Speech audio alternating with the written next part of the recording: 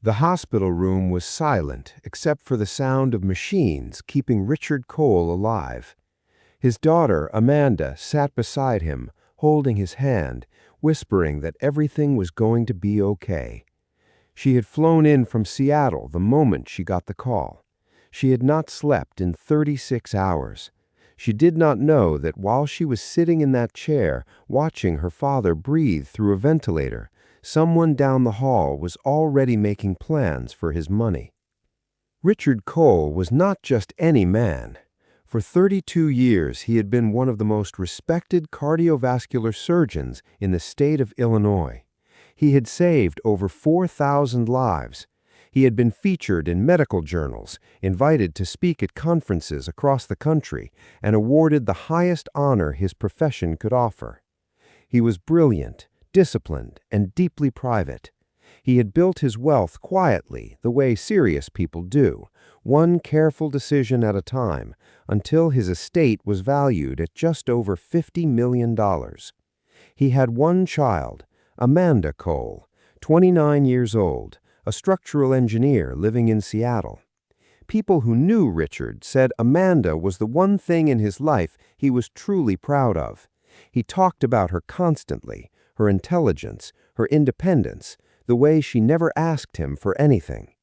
He had told his attorney, a man named Gerald Marsh, who had handled his affairs for 20 years, that when he died, everything would go to Amanda.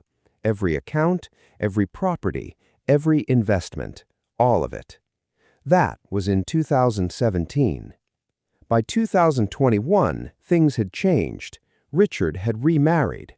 Her name was Diana Voss, and she was 41 years old, 18 years younger than Richard, and she had come into his life at a charity gala 3 years after his first wife passed. People who knew Richard were surprised by the relationship, not because Diana was younger, but because she was so different from anyone he had ever been close to before. She was loud where he was quiet. She was impulsive where he was measured. But Richard seemed happy, and his friends told themselves that was enough. Amanda was less certain. She had met Diana several times and found her pleasant on the surface, but difficult to read underneath. She told herself she was being unfair. She told herself this was her father's life and his choice. She smiled at the wedding and danced at the reception and flew back to Seattle the next morning, telling herself everything was fine. It was not fine. In March of 2023, Richard Cole suffered a massive stroke in his office between patients. He was rushed to Northwestern Memorial Hospital, where doctors stabilized him but were unable to reverse the damage. He was placed on a ventilator. The medical team told the family that his cognitive function was severely compromised. He could not speak. He could not write. In their clinical assessment, he lacked the mental capacity to make any meaningful decisions. Amanda arrived within hours. Diana was already there. For 11 days, Richard Cole lay in that hospital bed, while his daughter and his wife existed in the same waiting room, speaking only when necessary, grieving in completely separate directions. On the 9th day, Diana asked Amanda to step out so she could have some private time with Richard. Amanda went to the cafeteria. She was gone for 40 minutes. Richard Cole died on the 11th day. Amanda flew back to Seattle to begin arrangements. She was devastated but composed.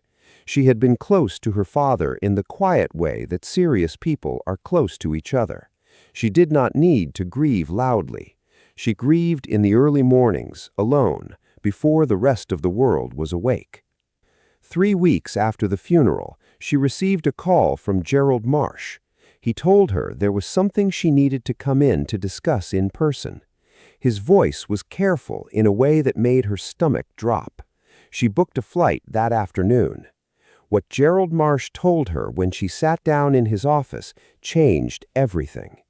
He told her that Richard Cole's will had been amended, not the will he had filed in 2017, the one that left everything to Amanda, a new will, filed 4 days before Richard's death, while he was in the hospital, while he was on a ventilator, while 3 separate doctors had documented in his medical chart that he lacked the cognitive capacity to make decisions. The new will left everything to Diana Cole. Amanda sat very still for a long moment. Then she asked Gerald Marsh one question. She asked him if he had witnessed the signing of this new will. He told her he had not. He told her he had only learned of it after Richard's death, when Diana's attorney submitted it for probate. He told her, and she would remember the exact way he said it for the rest of her life, that something about it did not sit right with him. Amanda hired an attorney the same day she flew back to Seattle. His name was Paul Hensley, and he had spent 20 years handling estate litigation and had seen a great many things in that time. But when Amanda laid out the timeline for him, even he went quiet for a moment. A man on a ventilator, documented cognitive incapacity, a will signed 4 days before death, a signature that no one Gerald Marsh knew had witnessed. Paul Hensley told Amanda they had a case. The probate court hearing began in January of 2024. Diana's legal team argued that the will was valid. They produced a notary who claimed to have witnessed Richard Cole sign the document. They argued that cognitive assessments in hospital settings are subjective and that Richard Cole had experienced moments of awareness during his final days that medical staff had not fully documented. Paul Hensley began dismantling that argument piece by piece. He called Richard's lead physician to the stand, a neurologist with 30 years of clinical experience, who testified that based on Richard's scans, medication levels, and documented responses during that period, it was his professional opinion that Richard Cole could not have understood the contents of a legal document, let alone made an informed decision to sign one. He called 2 nurses who had been on shift during the days in question. Both testified that Richard Cole had shown no signs of meaningful awareness during that time. One of them became emotional on the stand. She said she had been in that room every day and that the man she saw was not capable of signing his name, let alone changing his will. Then came the handwriting expert. Paul Hensley had retained one of the most respected forensic document examiners in the country. She had testified in over 200 cases. She took the stand with complete composure and presented her analysis to the court in methodical, devastating detail. She had compared the signature on the new will to 47 other verified signatures from Richard Cole, collected over a 20-year period.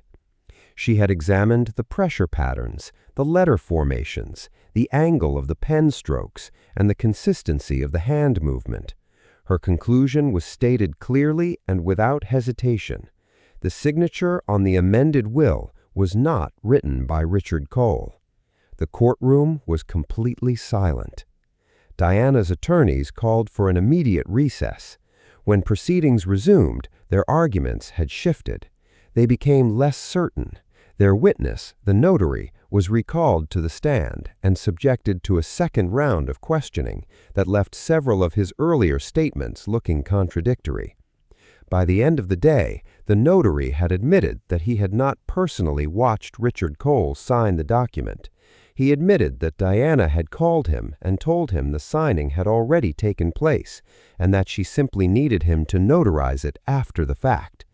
That admission changed the nature of the case entirely. The probate judge, a careful and experienced woman named the Honorable Carol Simmons, had presided over estate disputes for 16 years. She had seen contested wills before. She had seen fraudulent documents before. But she later told a colleague that this case stood out because of the sheer coldness of it. A man dying in a hospital bed, his daughter down the hall, and someone using those final days to take everything from her. Judge Simmons ruled that the amended will was invalid. She found that the evidence overwhelmingly indicated that Richard Cole lacked testamentary capacity at the time the document was purportedly signed, and that the signature itself could not be verified as authentic. She ordered the estate to be distributed according to the original 2017 will. Everything went to Amanda. She also referred the matter to the state's attorney for further investigation into potential forgery and fraud. Diana Cole did not speak to reporters after the ruling. Her attorneys released a statement saying she intended to appeal. That appeal was filed and denied 8 months later. Amanda Cole returned to Seattle. She donated a portion of her inheritance to Northwestern Memorial Hospital, specifically to the neurology unit where her father had spent his final days. She asked that it be used to improve patient monitoring and family communication during end-of-life care. She did not give a press conference. She did not give interviews. She went back to work, back to her blueprints and her calculations and the quiet, structured life her father had always admired.